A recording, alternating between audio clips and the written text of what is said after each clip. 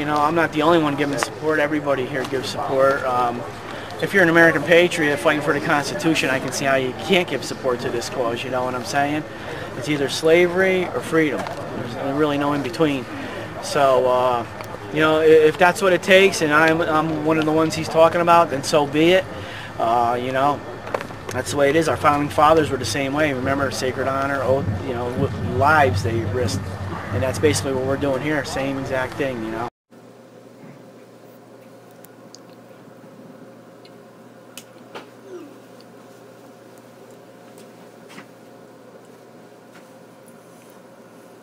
Okay, 8 pages? Yeah.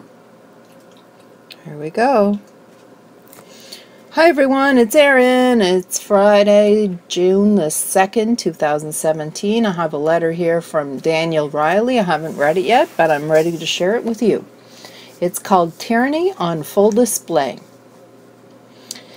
In January of 2007, Edward and Elaine Brown went to trial on tax evasion charges.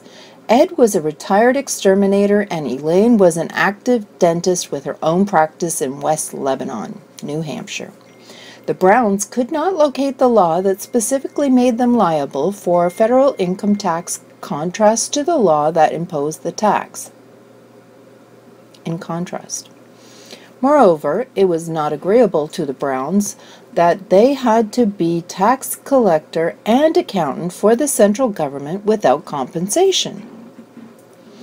Elaine was forced to collect income tax from her employees and account them and bank them and transfer them. All this time and effort was done, work done without pay, tantamount to slavery. During the trial, the Browns' defense was their sincerely honest belief that no law made them specifically liable for the income tax, aka the cheek defense. The Browns were denied the opportunity to present evidence to the jury, how they came to their honestly held beliefs. The trial was relegated to a lopsided show trial, with the Browns being denied their defense. Realizing that the trial was rigged, the Browns decided to stop participating and remained at their home. The Browns lived on 110 beautiful acres in a rural community at Plainfield, New Hampshire. The U.S. Marshals negotiated with the Browns over the phone. The Browns told them that they would resist with force any attempts to capture them. A historic standoff ensued. Ed, being a prominent member of the Patriot community and a constitutional ranger, immediately found support among fellow Patriots. Patriots began setting up a vigil on the Browns' property, some even camping out in the freezing New Hampshire winter. The U.S. Marshals told the Browns that they would not assault their home or attempt to kill them. The standoff grinded on, with the U.S. Marshals doing covert surveillance and recruiting informants from the hundreds of Brown supporters. Watching all this unfold was a licensed master electrician with his own business in upstate New York named Daniel John Riley. Himself a member of the Albany County Militia, Riley was familiar with Irwin Schiff's theory that there was no specific law that made citizens liable, quote, for their federal income tax, found that it was, income tax. Riley felt the income tax was oppressive in and of itself. Riley's research into the federal income tax found that it was a direct tax.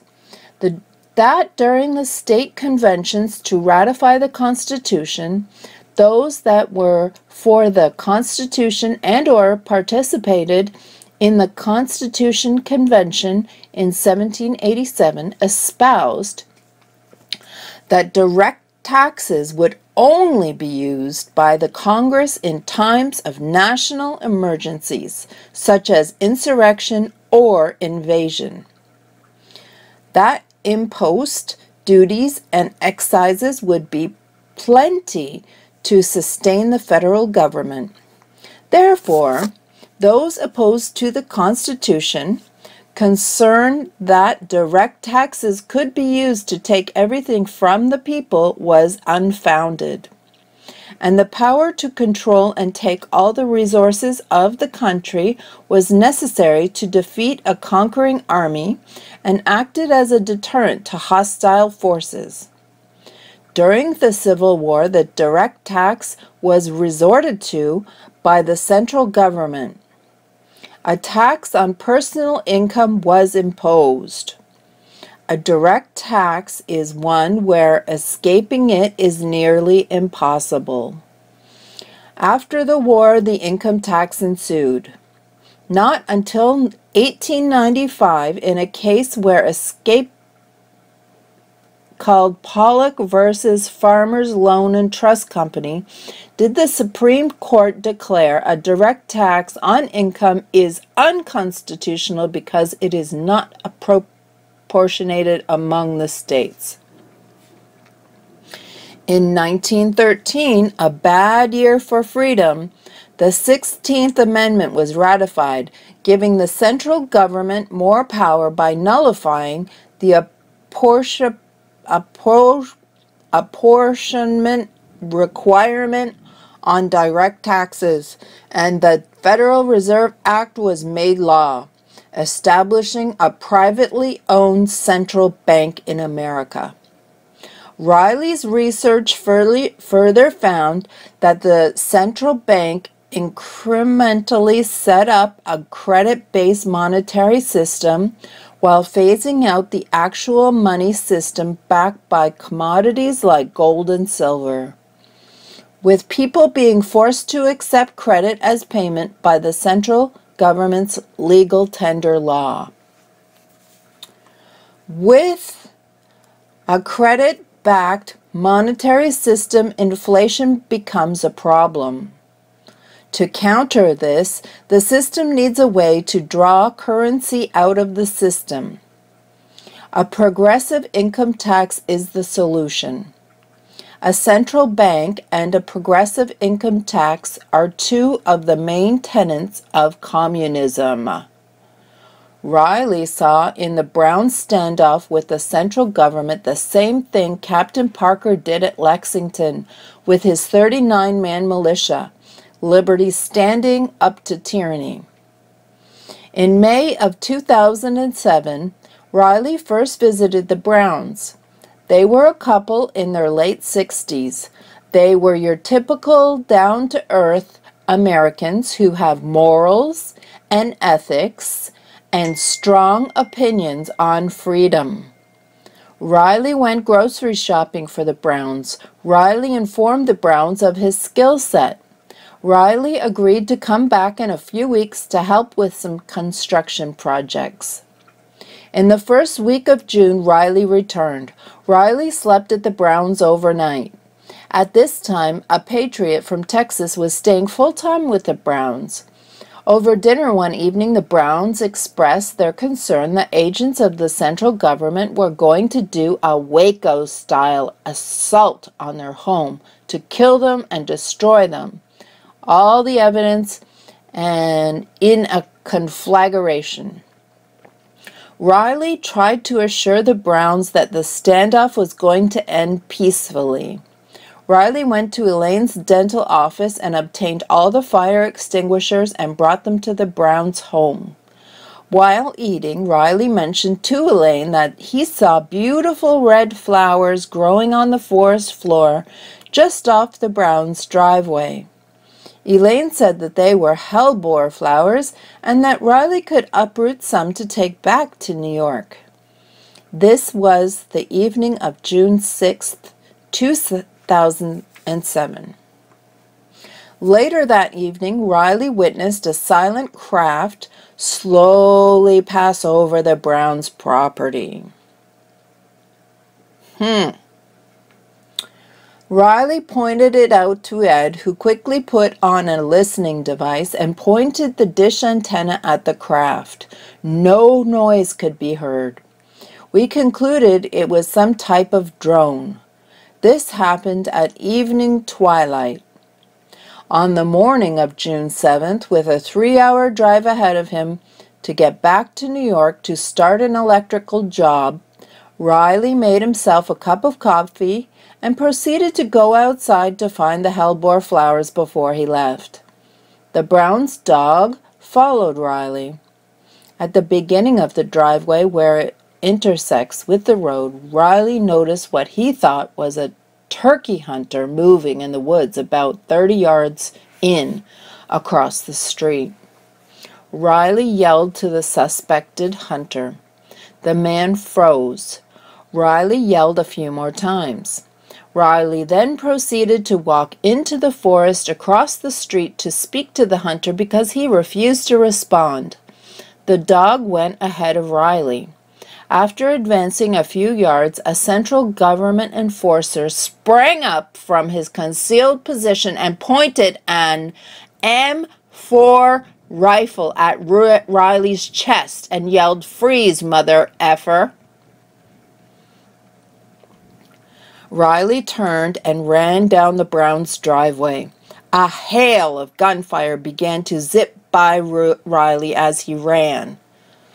As Riley proceeded to run down the driveway, the enforcers on both sides of the driveway began popping up from their concealed positions in the forest. They cut off Riley's avenue of retreat. They surrounded Riley and began barking orders at him. Riley put his arms out in an act of submission to be handcuffed, saying, "You got me." At that point, an enforcer named Buchanan shot Riley in the upper left chest area with a taser. Riley was violently knocked to the ground by the jolt and was electrocuted while he laid on the ground. Once the tasering was over, the enforcers piled on top of Riley's back. With one arm pinned behind his back and the other arm pinned under his body, Riley was ordered to surrender his other arm, but he couldn't. At that point, an enforcer with all his weight dropped his knee to the back of Riley's head, driving it face first into the gravel driveway. Another enforcer ripped Riley's pinned arm out from under him. Riley was cuffed, then crudely dragged into the woods, placed stomach down with a locked and loaded pistol pressed to the back of his head, while being told, "Be quiet or else." Quote. For about 7 minutes, Riley endured this position. He was then forcibly taken up the driveway and placed in an SUV. Riley was driven to the parking lot of an automotive garage about 4 or 5 miles away. An enforcer named James Allen Diddy introduced himself as a U.S. Marshal hostage negotiator to Riley in the back of the SUV. Riley was interrogated in the SUV. Riley was told by Allen Diddy, AllanDyddy, that the situation on the mountain was deteriorating and that people were going to die if Riley did not agree to get the Browns to surrender. It was explained to Riley that he was going to be placed in an armored personnel carrier and driven to the Browns, where Riley would talk to the Browns over a loudspeaker to encourage them to surrender. Riley refused to do it. Riley was repeatedly told that the lives depended on him resolving the situation peacefully. Riley, having no real choice in the matter, agreed to help. At that point, Riley was driven in the SUV back to the area of the Browns' home. Riley, in addition to the handcuffs, had a belly chain put on him. Riley witnessed several fire trucks, several ambulances, and a white medical helicopter parked in a field at the bottom of the mountain as Riley went through several New Hampshire State Police roadblocks on the road back up the mountain to the Browns. The SUV pulled into a field that was part of a piece of property that was for sale that appeared to be uninhabited. In this field was 3 armored personnel carriers with approximately 50 enforcers strapping on body armor, helmets, shin pads, and loading their weapons. Riley was left in the back of the SUV with an enforcer pointing a pistol at him. While the others got out to speak to what appeared to be the leader, Riley witnessed 2 black military helicopters circling the mountain. After about 15 minutes, Alan Diddy and the other enforcers returned to the SUV. Riley was told there had been a change of plans and that he was being taken to the Lebanon, New Hampshire police station to be booked. Riley insisted he had done nothing illegal. Once at the station, Riley was strip-searched, of course, and placed in a cage. After about an hour, Riley was taken to what appeared to be a conference room. Riley was interrogated for about 4 hours. There were U.S. Marshals in plain clothes asking Riley questions while 2 men in suits stood behind them.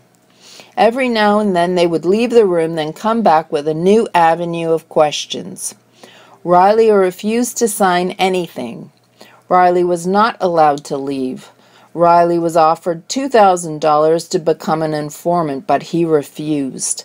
Riley was told he was not under arrest and that he is going to be given a one-way bus ticket to Albany, New York. Riley protested that his car was at the Browns along with his 20-gauge shotgun. The questioning subsided for about a half hour. Then 2 FBI agents came in and questioned Riley. They told Riley they knew he had supplied the Browns with an SKS rifle and that Riley lived in Schenectady, New York. Riley knew both of these statements were incorrect, so he knew the FBI agents were trying to trick Riley. The FBI pushed Riley to become an informant, that is, when they increased the amount to $3,000. Riley still refused.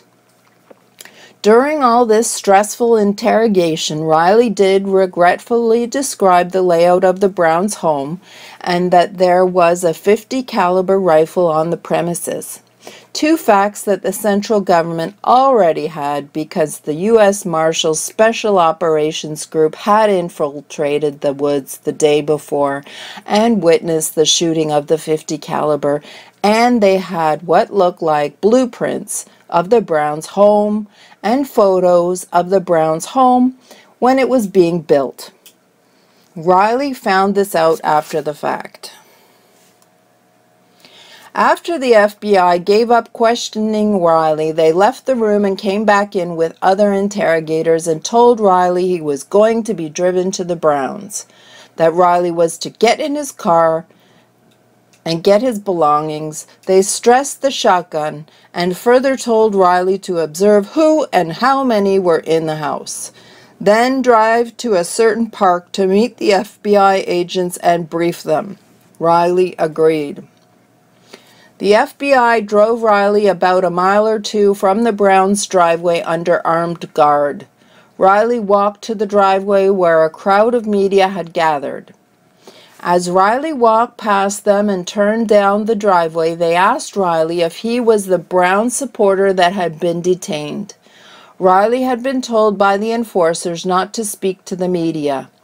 As the media began to gather around Riley, he ran down the driveway as the media followed with their microphones outstretched. Riley got away from the media.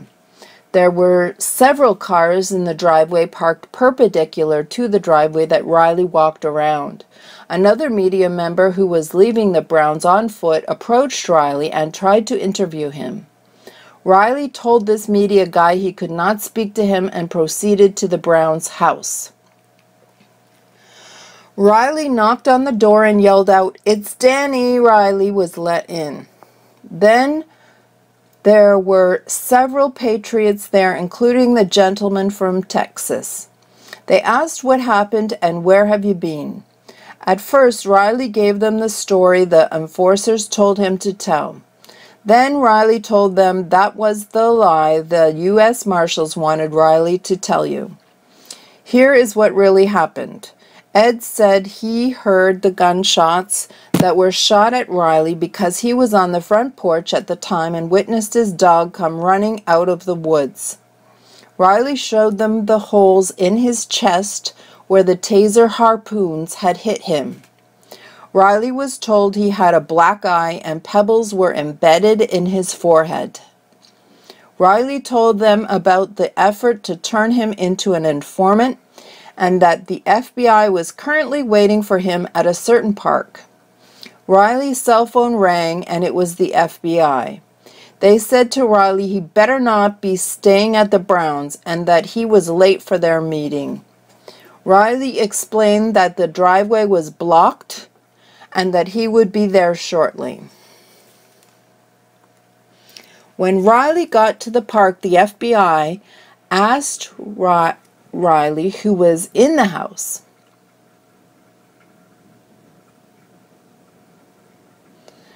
Riley told them he believed 6 or 7 people. When asked what their names were, Riley replied he didn't know. The FBI then asked Riley to prove to them that he took his shotgun out of the Browns' home. Riley opened his trunk and showed the FBI his shotgun. Riley then was allowed to leave with a caveat not to come back to New Hampshire or speak to the press. Once Riley arrived home, he began to see on the internet the news coverage of the earlier events at the Browns. Riley read that a neighbor reported hearing gunshots and a false report that the Browns' house was on fire. Riley also saw a press conference by the U.S. Marshal for the District of New Hampshire, a Mr. Monnier. Monnier lied to the media saying that a Brown supporter was detained because by a chance encounter he discovered the Marshals. When asked if force was used, Monnier replied that no lethal force was used and the supporter was not injured. In response, Riley made a video himself, shirtless that evening, and posted it to YouTube. It should still be online. Riley explained truthfully how he was shot at, tasered, and beat about the head. The next day, WMUR News in New Hampshire ran a news story using Riley's video to ask Monnier if Riley was indeed shot at. Monnier replied that no shots were fired, basically calling Riley a liar. On June 23, 2007, the Browns held a gathering at their home to garner support. About 90 people showed up. Riley returned to New Hampshire for the event. I like that. Riley gave several interviews to various media types. A much bigger gathering was planned for July 14, 2007 to raise awareness of the Browns' plight and to show the central government how much support there is for the Browns and how the people are sick and tired of the oppressive income tax. July 14th turned out to be a beautiful day. 5 bands were scheduled to play, as well as various guest speakers, including Randy Weaver. Estimated about 350 Americans showed up. Militia members from numerous states came to show support. The event was a grand success. The central government sent a Homeland Security helicopter with IRS agents and marshals in it to harass and terrorize the event goers. At one point, the helicopter got so low just above the crowd, using its rotor to wash, wantonly churned debris and turned pebbles into projectiles. The helicopter almost clipped a guy's wires securing the Browns' wind generator. That could have been disastrous and even deadly. In all, the helicopter distressed the event for 9 hours. Riley's fifth time going to the Browns' home was the weekend of July 28th to 29th, 2007. His fifth visit. A supporter from Arizona was holding vigil on the property in his big recreational vehicle. On Saturday, July 28th, around 11:30 p.m., the Arizona supporter named Jim and Riley were relaxing in Jim's RV, while the Browns and another supporter named Jason were in the house. The RV was parked about 75 yards from the house.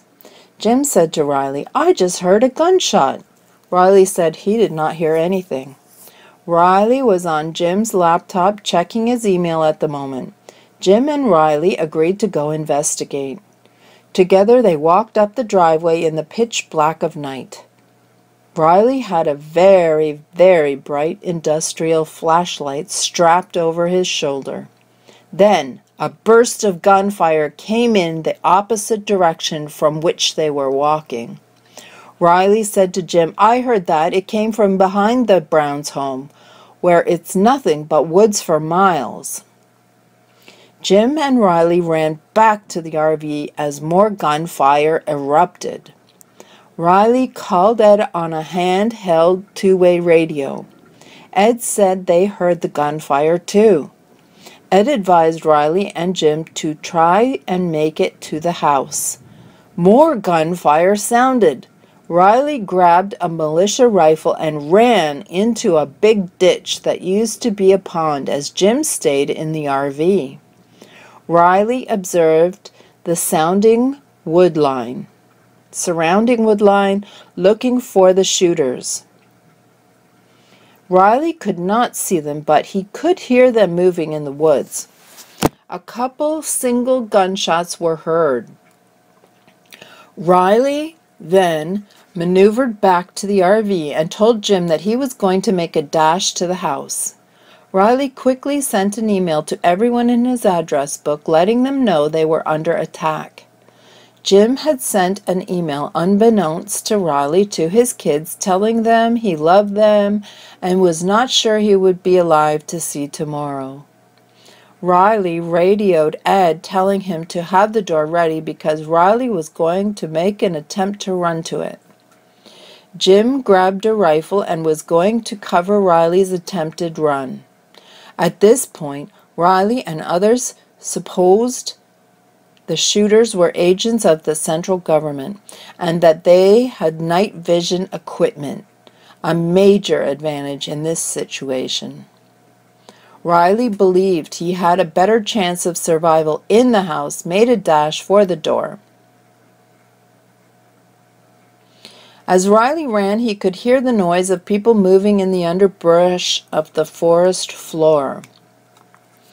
As Riley arrived at the front door, the 500-watt motion sensor light came on, completely exposing Riley.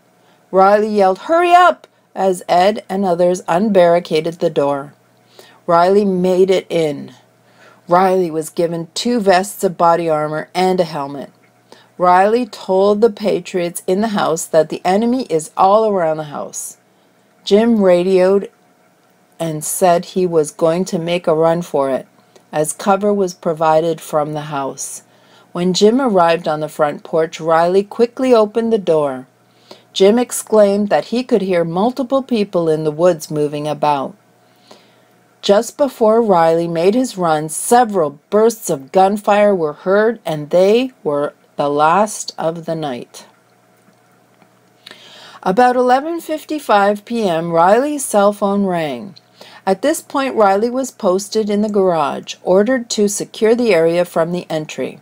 Riley had a Bulgarian SLR-95 AK-47 with 2 30-round magazines for self-defense and defense of others. It was Wes from an internet satellite news broadcast. Wes told Riley he got an email from a patriot in Pennsylvania that he received an email from Riley saying they were under attack. Riley quickly explained to Wes that what had transpired in the last 20 to 25 minutes. Wes told Riley that he was going to break into live broadcasting and put Riley live on air. Riley went live on the air and explained to the show's host and audience about the situation that was unfolding.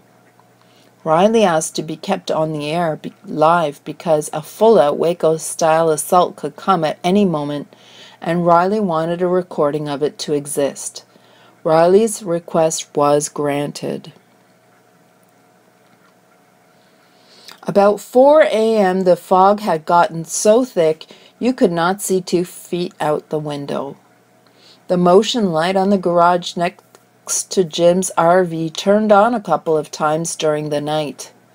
Jim decided he was going to clandestinely make his way back to the RV. The RV was no longer visible from the house due to the fog. Riley was still on the phone with the broadcast live. Riley's phone indicated Riley had a call waiting, so Riley clicked over. It was Jim in the RV yelling for help. The enemy's enforcers were rocking the whole RV from side to side and pounding on the walls. Then, as suddenly as it had started, it stopped. Jim told Riley he could hear a group moving away through the woods. Around this time, twilight was breaking. Jim returned to the house.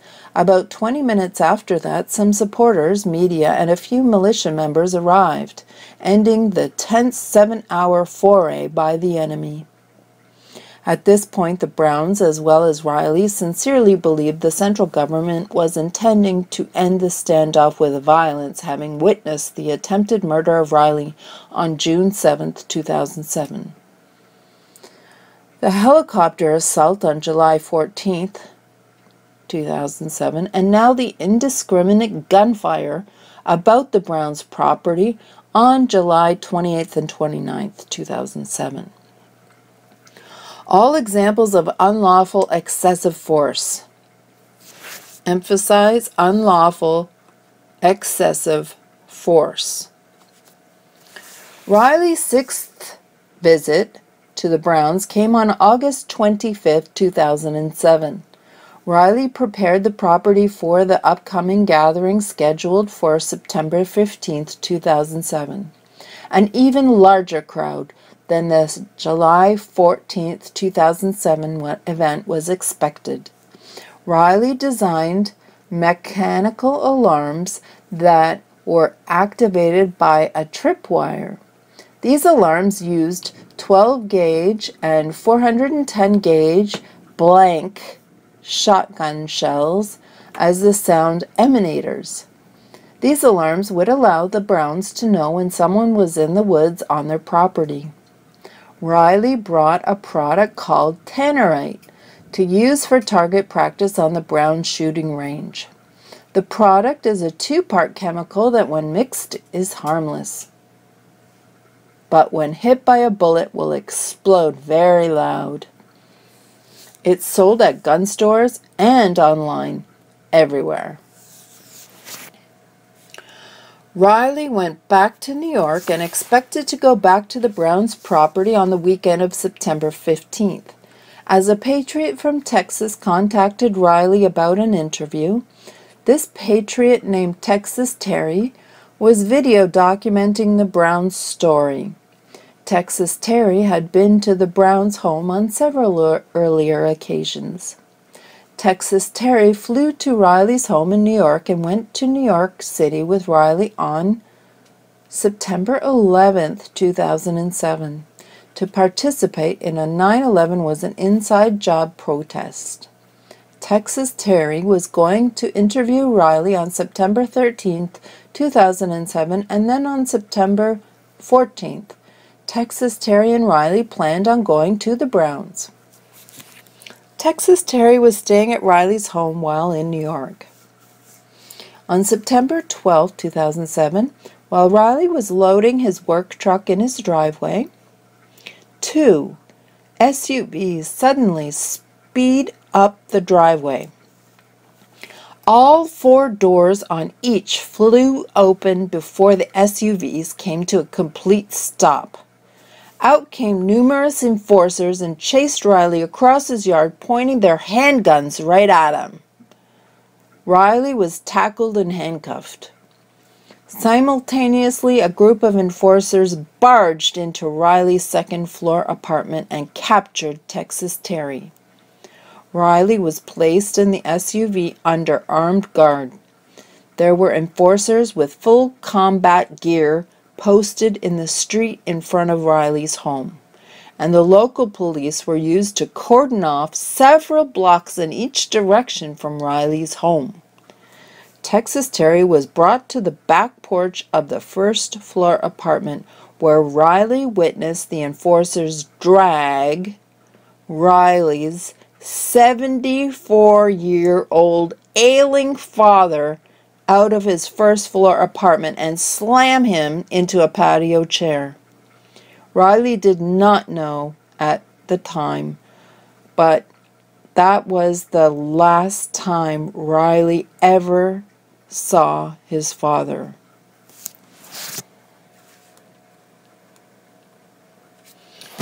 Mr. Charles Riley died on November the 2nd, 2011, while Riley was in a communications management unit, a CMU, at the federal prison at Terre Haute, Indiana. Riley was brought to New Hampshire to face trial. Riley was held at a local county jail.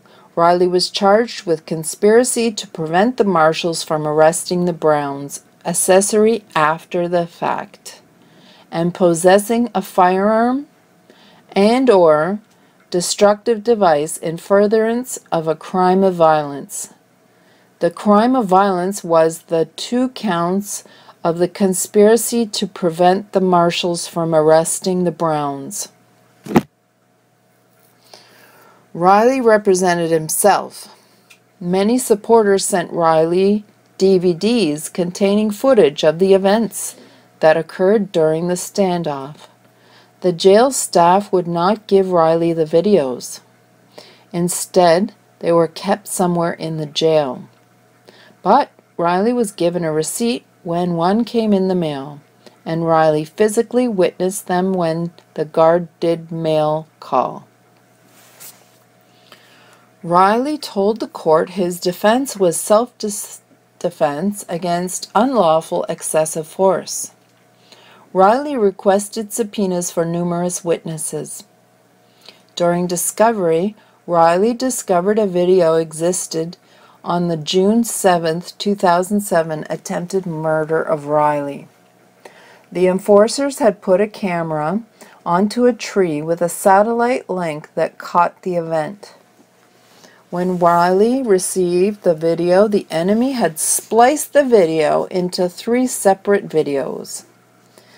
The first one shows Riley walking up the driveway and stops just before the shooting begins. How convenient.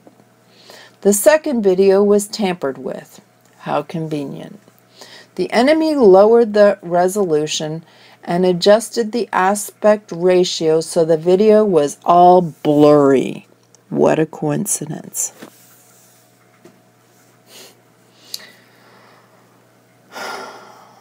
Even the timestamp was unreadable.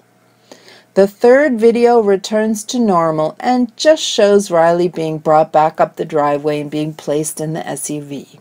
These videos are online. During discovery, Riley also discovered the use of force reports the enforcers filled out concerning their shooting at Riley. The shooters, Mr. Allen and Mr. Martez, falsified these reports by stating that they shot at Riley's legs with less than lethal 37mm plastic bullets.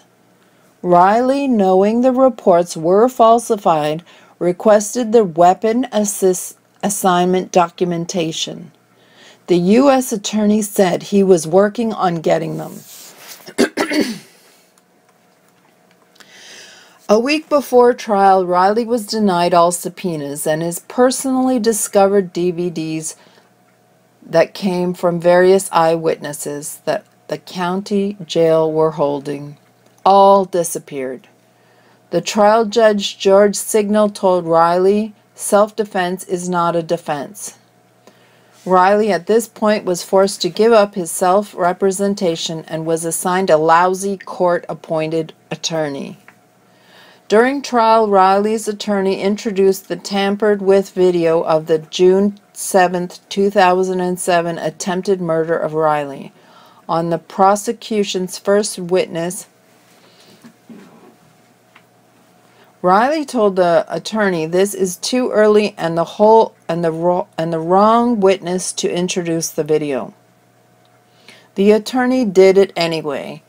Riley urged the attorney to specifically point out the fact the video was tampered with by contrasting the first and third portions resolution to the second. The first 10 minutes of the video showed nothing but the driveway, i.e. the forest. The judge got upset, saying, "This is a waste of time, get to the point." Yeah, a waste of time. This is his damn life. Riley's attorney fast-forwarded the video over the shooting part, then tried to rewind it. The judge said, "Give it for your closing argument." The judge said, "Save it for your closing argument." The jury did not get to see the video. So, again, exculpatory evidence was left out. During this first day of trial, the prosecutor told Riley and his attorney that he was not going to give up the weapons assignment documentation, which showed that there was not less than lethal. Riley's attorney did nothing in response. Later, Riley learned the attorney should have right then and there requested a discovery dispute resolution. Riley's attorney did no investigation at all and did not interview a single witness. Riley's co-defendant attorney did subpoena witnesses. Some were the ones Riley had requested. When it came time to put on the defense witnesses, each one was appointed an attorney. Unbeknownst to Riley at the time, the prosecutor told all these appointed attorneys that if their client testifies, they will be indicted.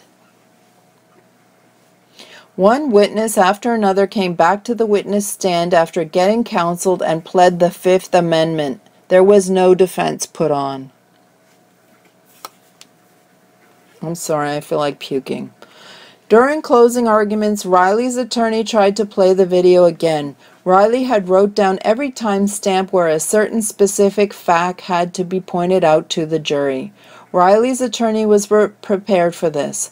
Riley's attorney's laptop overheated, so he asked to use the court's computer and was granted permission.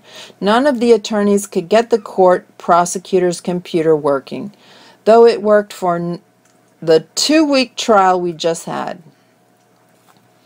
The judge had an IT worker come in. After about 15 minutes, the IT worker could not fix it, and the judge said, "Move along." The jury never got to see the video. Riley was convicted on all counts and sentenced to 36 years. If there was justice in these courthouses, Riley would have presented eyewitnesses to the unlawful excess of force, i.e. the helicopter assault, the shooting video, the eyewitnesses to the indiscriminate shooting up of the Browns' property. Also, Riley would have shown the jury what the government enforcers did they knew was unlawful because they attempted to cover it up by tampering with evidence and falsifying reports. 4 years later, Riley sued the enforcers that shot at him. During discovery, Riley obtained the weapon assignment document that he had requested during his criminal trial, which unequivocally proves that Mertz and Allen had Colt M4 .223 caliber rifles, not .37mm launchers, which irrefutably proves they lied or falsified their use of force reports. None of these facts made it to the jury. They were all stifled by cunning, deception, and design by the prosecution and judge working hand and glove. It must also be pointed out the prosecution witnesses lied extensively, knowing they would never face perjury charges. These are only the most blatant abuses spoken of here. This paper grows too long already to detail all the other abuses. Riley's currently still in prison. You can learn more about Daniel Riley at yearofjubilee.com. His prison mailing address as of 6/2/2017 tonight is Daniel Riley, prisoner number 14528-052, FCI Danbury, Federal Correctional Institution, Route 37, Danbury, Connecticut, 06811. And I just spoke to Daniel tonight. He's a wonderful man. We're praying all the time for him because he has some special case that's coming up the end of the month. And we're just praying that this case that doesn't involve him is helpful in getting him out of there. He said that Larry Pratt from Gun Owners of America had written him a letter, and we are really grateful for that, and we thank Larry Pratt, and we know he wrote a letter for Schaefer too to Donald Trump, and we're hoping to get a copy from Daniel of that letter. And we got to keep on praying, everyone, because this is just ridiculous. I have no words. Thanks for listening. Good night. Oh, I almost forgot. www.fija.org stands for Fully Informed Jury Association, and it's our last line of defense.